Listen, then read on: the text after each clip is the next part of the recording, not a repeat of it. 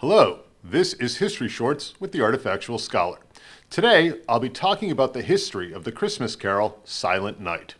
Stille Nacht, or Silent Night, is one of the more popular and beloved Christmas carols, sung by millions of people during the Christmas holiday season. But its popularity is somewhat of a historical accident. The story of Silent Night begins in rural Oberndorf, Austria, in the early 19th century. In 1818, a young parish priest named Joseph Mohr took a walk on a cold December evening. According to legend, he was concerned that the organ at St. Nicholas Church was damaged and unavailable for the Christmas Eve Mass the next day. As he walked, surrounded by the winter stillness, he recalled a poem he had written 2 years earlier on another quiet evening. Father Joseph's wanderings eventually brought him to the house of his friend, Franz Gruber, a local schoolteacher and the music master at St. Nicholas. There, the priest asked his friend to set the poem to music. Gruber immediately set to work and within hours had composed a simple melody to be played on guitar. The following day, Mohr and Gruber performed the song at the end of the Christmas Eve service. Though the song was well received by the parishioners, it most likely would have remained an unknown folk hymn in an obscure Austrian village. But an organ repairman working in the church heard the melody and took a copy of the music back to his home village, where local musicians embraced the song and began performing it across Austria and Europe. One group, the Strasser family, toured across Germany in the early 1830s, performing before the Prussian king, Frederick Wilhelm IV, in 1834.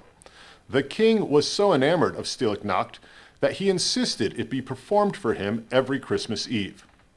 Another musical group, the Rainer family, brought the song to the United States. On Christmas Day, 1839, the group sang Stille Nacht outside of Trinity Church in New York.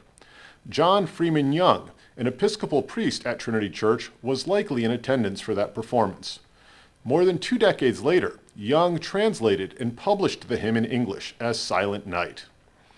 By the end of the 19th century, the song's popularity had grown tremendously. Translated into more than 140 languages, it was carried around the globe by travelers, musicians, and missionaries.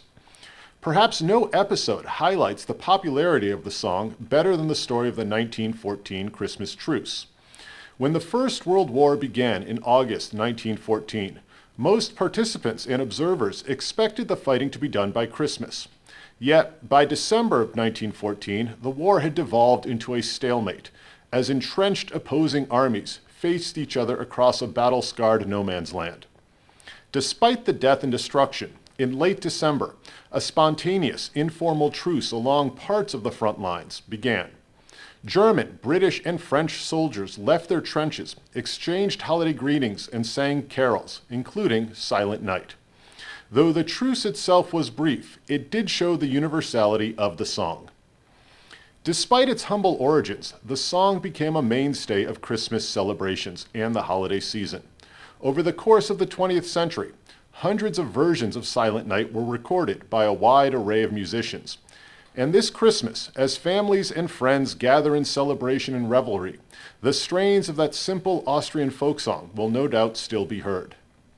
This has been History Shorts. Thanks for watching.